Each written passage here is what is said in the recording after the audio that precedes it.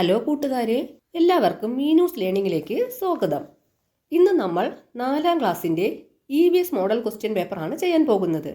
ഇതേ പാറ്റേണിലായിരിക്കും നാളത്തെ പരീക്ഷ ഉണ്ടാവുക. ഈ വീഡിയോ മുഴുവനായി കാണാൻ ശ്രദ്ധിക്കണേ. ഇനി നമുക്ക് ക്വസ്റ്റ്യൻ പേപ്പറിലേക്ക് കടന്നാലോ? ഈ ക്വസ്റ്റ്യൻ പേപ്പറിൽ 5 ആക്ടിവിറ്റീസ് ആണ് നമുക്ക് ചെയ്യാനുള്ളത്. Activity 1 A. Different types of plants. Vinu and friends are preparing a magazine on different types of plants. Color the bubbles inside the picture based on their habitat. Use red color for xerophytes and blue color for aquatic plants.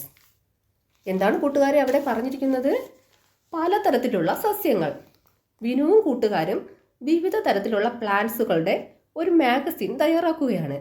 ആവാസ വ്യവസ്ഥയെ അടിസ്ഥാനമാക്കി ചിത്രത്തിലുള്ള ബബിളുകൾ colour ചെയ്യുക. മരുഭൂമിയിലെ സസ്യങ്ങൾക്ക് red കളറും വെള്ളത്തിൽ വളരുന്ന സസ്യങ്ങൾക്ക് നീല കളറും കൊടുക്കുക. എന്താണ് കൂട്ടുകാരെ സിറോഫൈറ്റ്സ് എന്ന് പറഞ്ഞാൽ? മരുഭൂമിയിൽ വളരുന്ന സസ്യങ്ങൾ. അക്വാട്ടിക് പ്ലാന്റ്സ് എന്ന് പറഞ്ഞാൽ വെള്ളത്തിൽ വളരുന്ന സസ്യങ്ങൾ. നമ്മൾ ഈ പാഠഭാഗം പഠിച്ചത് കൂട്ടുകാർക്ക് ഓർമ്മയുണ്ടോ? ഇവിടെ നമുക്ക് 6 ചിത്രങ്ങളാണ് തന്നിട്ടുള്ളത്. കൂട്ടുകാർ ആദ്യത്തെ ചിത്രത്തിലേക്കൊന്ന് നോക്കിക്കേ. അവിടെ എന്താണ് കാണുന്നത്? ആ പ്ലാന്റിൻ്റെ പ്രത്യേകത എന്താണ്? കട്ടിയുള്ള മുള്ളും കട്ടിയുള്ള സ്റ്റെമ്മുമാണ് അതിനുള്ളത്. അത് മരുഭൂമിയിൽ വളരുന്ന സസ്യമല്ലേ കൂട്ടുകാരെ? അതിനെ എന്താ പറയുന്നത്? സിറോഫൈറ്റ്സ്. സിറോഫൈറ്റ്സിന് നമുക്ക് റെഡ് കളറാണ് കൊടുക്കേണ്ടത്. രണ്ടാമത്തെ ചിത്രത്തിലേക്ക് നോക്കിയ കൂട്ടുകാരെ, ആ ചെടി വെള്ളത്തിലല്ലേ നിൽക്കുന്നത്? അതിനെ നമ്മൾ എന്ത് പറയും? Aquatic plant. അതിന് എന്ത് നിറമാണ് കൊടുക്കേണ്ടത്? ബ്ലൂ നിറം. മൂന്നാമത്തെ ചിത്രത്തിലേക്ക് നോക്കിയ കൂട്ടുകാരെ, ആ ചെടി മരുഭൂമിയിലല്ലേ വളരുന്നത്? അതിന് കൂർത്ത ഇലകളുണ്ട്.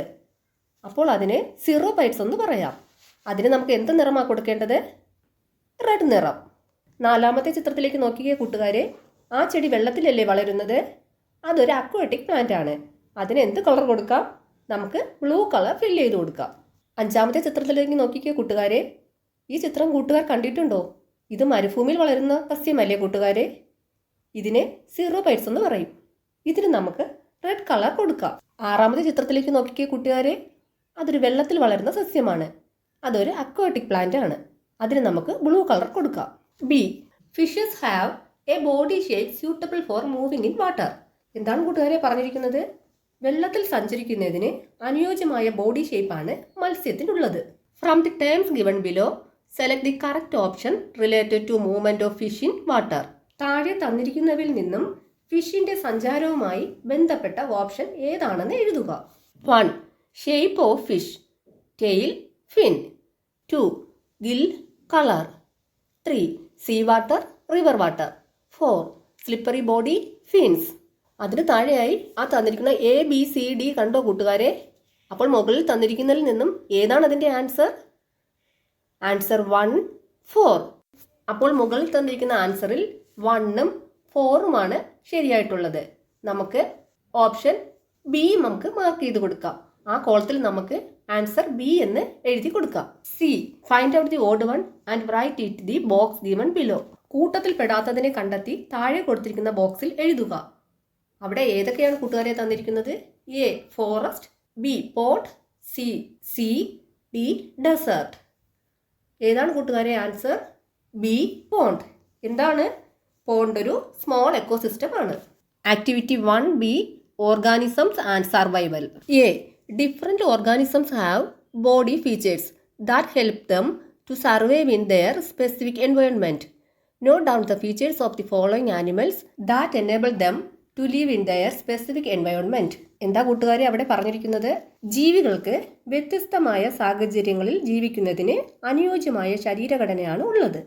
താഴെ തന്നിരിക്കുന്ന ജീവികൾക്ക് അവ ജീവിക്കുന്ന ഇടങ്ങളിൽ യോജിച്ച ശരീര സവിശേഷതകൾ എന്തെല്ലാമാണെന്ന് എഴുതുക. ആ കോളത്തിൽ ഏതെല്ലാം ജീവികളുടെ ചിത്രമാണ് തന്നിരിക്കുന്നത് കൂട്ടുകാരെ? ഒരു ക്യാമലുണ്ട്, ഒരു ഫിഷും ഉണ്ട്.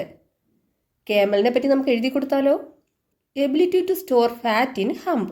തിക്ക് ഫർ ഉണ്ട്, ലോങ് ലെഗ്സ് ഉണ്ട്, വൈഡ് ഫീറ്റ് ഉണ്ട്. ഫിഷിന് എന്തെല്ലാം ഉണ്ട് കൂട്ടുകാരെ? ഗിൽസ് ഉണ്ട്, ടെയിലുണ്ട്, ഫിൻസ് ഉണ്ട്, ബോട്ട് ഷേപ്പ് ബോഡിയും ഉണ്ട്. B. Observe the situations in the following picture. From it list out the harmful effects of demolition of hills and reclamation of paddy field. എന്താ കൂട്ടുകാരെ പറഞ്ഞിരിക്കുന്നത്? താഴെ തന്നിരിക്കുന്ന ചിത്രങ്ങളുടെ സാഹചര്യങ്ങൾ നിരീക്ഷിക്കുക. കുന്നുകൾ ഇടിച്ചു നിരത്തുകയും വയൽ മണ്ണിട്ട് നികത്തുകയും ചെയ്യുന്നത് കൊണ്ട് ഉണ്ടാകുന്ന നാശനഷ്ടങ്ങളെക്കുറിച്ച് എഴുതുക. ആദ്യത്തെ ചിത്രത്തിൽ എന്താണ് കൂട്ടുകാരെ കാണുന്നത്? ഒരു മല ഇടിക്കുന്ന ചിത്രമാണ് കാണുന്നത്. അവിടെ നമുക്ക് എന്ത് എഴുതി കൊടുക്കാം? എന്തൊക്കെ നാശനഷ്ടങ്ങളാണ് സംഭവിക്കുന്നത്? Disappearance of plants. പിന്നെ എന്ത് എഴുതി കൊടുക്കാം? Damage of ecosystem, habitat loss. അടുത്ത ചിത്രത്തിൽ എന്താണ് കൂട്ടുകാരെ കാണുന്നത്? ഒരു വയലിൽ മണ്ണിട്ട് നികത്തുന്നതാണ് കാണുന്നത്. അതിൻ്റെ ദോഷഫലങ്ങൾ എന്തെല്ലാമാണ് നമുക്ക് എഴുതി നോക്കിയാലോ?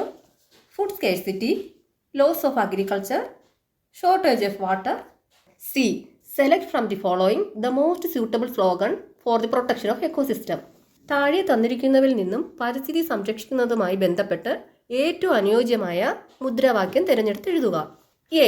Celebrate the diversity, protect the wild life. B. Protect the ecosystem, sustain life on earth. C. An ecosystem is a combination of living and non-living components. D. There are natural and man-made ecosystem. അപ്പോൾ ഇതിൽ ആൻസറായി വരുന്നത് ഏതാണ് കൂട്ടുകാരെ? B. Protect the ecosystem, sustain life on earth. അത് നമുക്ക് താഴെ തന്നിരിക്കുന്ന കോളത്തിൽ എഴുതി കൊടുക്കാം. എന്താണ് അതിൻ്റെ അർത്ഥം? വനങ്ങളെ സംരക്ഷിക്കൂ, ജീവൻ നിലനിർത്തൂ. Activity 2, protection of earth our responsibility. മണ്ണ് മലിനീകരണവുമായി ബന്ധപ്പെട്ട് താഴെ തന്നിരിക്കുന്ന പട്ടിക പൂർത്തിയാക്കുക. A. Complete the table based on soil pollution. മണ്ണ് മലിനീകരണവുമായി ബന്ധപ്പെട്ട് താഴെ തന്നിരിക്കുന്ന പട്ടിക പൂർത്തിയാക്കുക. ഫസ്റ്റ് കോളത്തിൽ എന്താ കൂട്ടുകാരെ തന്നിരിക്കുന്നത്? Reason for soil pollution. അവിടെ എന്താ എഴുതിയിരിക്കുന്നത്? Excessive use of pesticides. അവിടെ ഒരെണ്ണം നമുക്ക് തന്നിട്ടുണ്ട്. നമുക്കിനി എന്തെല്ലാം എഴുതി കൊടുക്കാം? Chemical fertiliser, waste dumping, industrial waste dumping. Organism affected by soil pollution. മണ്ണ് മലിനീകരണം ബാധിക്കുന്ന ജീവികൾ ആരൊക്കെയാണ്? Earth worm, bacteria, insects. Consequences of soil pollution on ecosystem. ആവാസ വ്യവസ്ഥയ്ക്കുണ്ടാകുന്ന പ്രത്യാഘാതങ്ങൾ. Extinction of various organism. ഇനി നമുക്കവിടെ എന്തെഴുതി കൊടുക്കാം? Loss of soil fertility, loss of food chain. B. Examine the following picture and write what type of pollution is indicated. താഴെ തന്നിരിക്കുന്ന ചിത്രങ്ങൾ പരിശോധിച്ച് അവ ഏത് മലിനീകരണവുമായി ബന്ധപ്പെട്ടതാണെന്ന് എഴുതുക. അവിടെ 2 ചിത്രങ്ങളാണ് തന്നിരിക്കുന്നത്. ആദ്യത്തെ ചിത്രം ഏതിൻ്റെതാണ് കൂട്ടുകാരെ? Air pollution. രണ്ടാമത്തത് water pollution. Activity 3, independent India. Foreigners first came to India to buy spices like cardamom and pepper and textiles like silk and cotton. Gradually they started industries after receiving privilege from the local rulers. Various regions of India were ruled by local rulers. They fought with each other and it made a matter easier for British. Gradually, agriculture, trade and the kings came under the control of the foreigners. Using improved weapons like cannon and guns and warfare tactics, they subdued the native and the local rulers. Over time, the British gained control over all parts of India. For the next 200 years, India was under their control. Read the note above and answer the following. മുകളിലത്തെ paragraph വായിച്ചതിന് ശേഷം താഴെയുള്ളവ answer ചെയ്യുക. A. What was the main aim of foreigners reaching India? വിദേശികൾ ഇന്ത്യയിലേക്ക് വരുന്നതിൻ്റെ main ലക്ഷ്യം എന്താണ്? A. For war. B. To have trade with local rulers. C. To buy spices and textiles. D. To start industries. Answer ഏതാ കൂട്ടുകാരെ? Answer C. To buy spices and textiles. When the British arrive, India was divided in the form of princely states. ബ്രിട്ടീഷുകാർ ഇന്ത്യയിലേക്ക് വന്ന സമയത്ത് India നാട്ടുരാജ്യങ്ങളായി ഭിന്നിച്ച് കഴിയുകയായിരുന്നു. ശരിയോ തെറ്റോ? Right. Why was it so easy for the British to bring India under their control? എന്താണ് പറഞ്ഞിരിക്കുന്നത്? ബ്രിട്ടീഷുകാർക്ക് എളുപ്പത്തിൽ ഇന്ത്യയെ അവരുടെ നിയന്ത്രണത്തിലാക്കാൻ കഴിഞ്ഞത് എന്തുകൊണ്ടാണ്? കൂട്ടുകാർ നമുക്ക് തന്നിട്ടുള്ള പാരഗ്രാഫിൽ നോക്കി ആൻസർ ചെയ്യണം. Various regions of India were ruled by local rulers. They fought with each other and it made matters easier for the British. D. For how long was India under the control of British? ബ്രിട്ടീഷുകാർ എത്ര കാലം ഇന്ത്യയെ അവരുടെ കൺട്രോളിൽ വെച്ചു? A century. B 2 century. 3 century. D A century and a half. ഇതിലേതാണ് കൂട്ടുകാരെ answer? B 2 century. 200. Activity 4, independence through struggles. A. The Salt Satyagraha and the Quit India movement are the greatest struggles in the history of India's freedom struggle. Prepare note on these 2 freedom struggles. അവിടെ 2 കോളങ്ങൾ തന്നിട്ടുണ്ട് കൂട്ടുകാരെ. അതിൽ ഒന്നാമത്തത് salt satyagraha, രണ്ടാമത്തെ കോളത്തിൽ quit India movement എഴുതണം. Salt satyagraha അവിടെ എന്ത് എഴുതി കൊടുക്കാം കൂട്ടുകാരെ?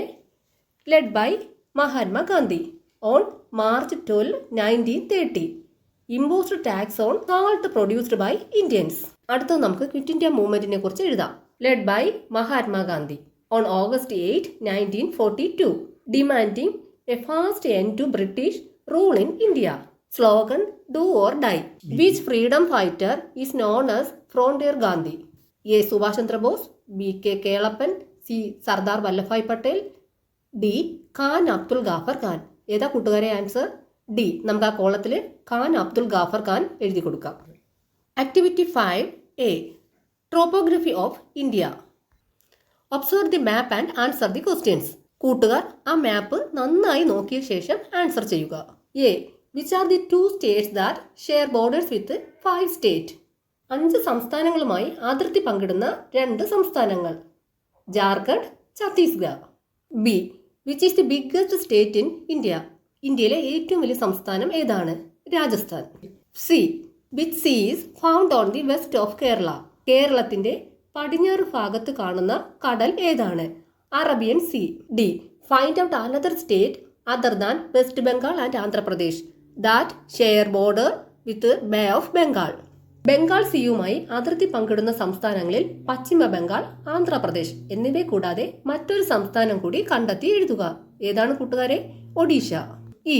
Which are the state that shares border with Kerala? കേരളവുമായി അതിർത്തി പങ്കിടുന്ന സംസ്ഥാനങ്ങൾ ഏതെല്ലാമാണ്? Tamil Nadu, Karnataka. Activity 5B flying friends. A. Reena gives information based on her observation of various species of birds regularly seen around her house.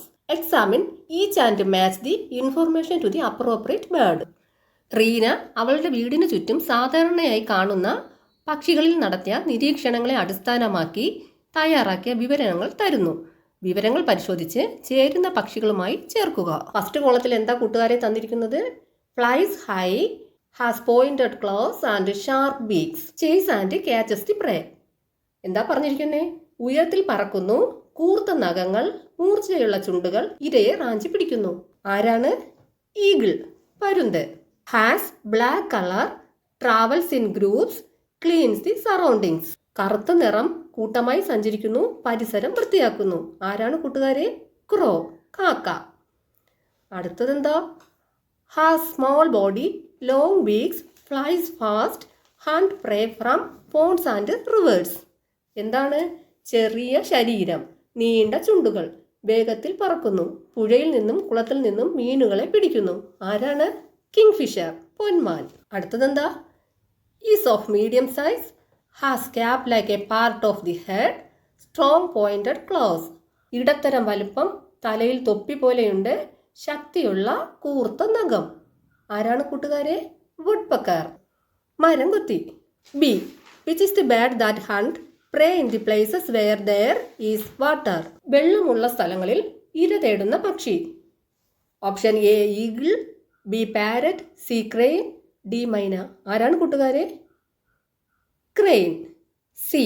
Choose the wrong statement from below. A. All birds have same the body structure. B. There is a connection between the body structure of birds and its preying mechanism. C. Some birds have long pointed beaks and long legs. D. Birds found in watery places have oily feathers. ഇതിൽ തെറ്റേതാണ് കൂട്ടുകാരെ? Option A. All birds have same the body structure. ഇത്രയുമാണ് ഈ ചോദ്യപേപ്പറിൽ നമുക്ക് ചെയ്യാനായി ഉള്ളത്. All the best കൂട്ടുകാരെ. എല്ലാവർക്കും happy Onam. കൂട്ടുകാർക്ക് ഈ വീഡിയോ ഇഷ്ടപ്പെടുകയാണെങ്കിൽ ലൈക്ക് ചെയ്യണം, മറ്റുള്ളവർക്കായി ഷെയർ ചെയ്യണം, കൂടുതൽ വീഡിയോസിനായി സബ്സ്ക്രൈബും ചെയ്യണം. താങ്ക്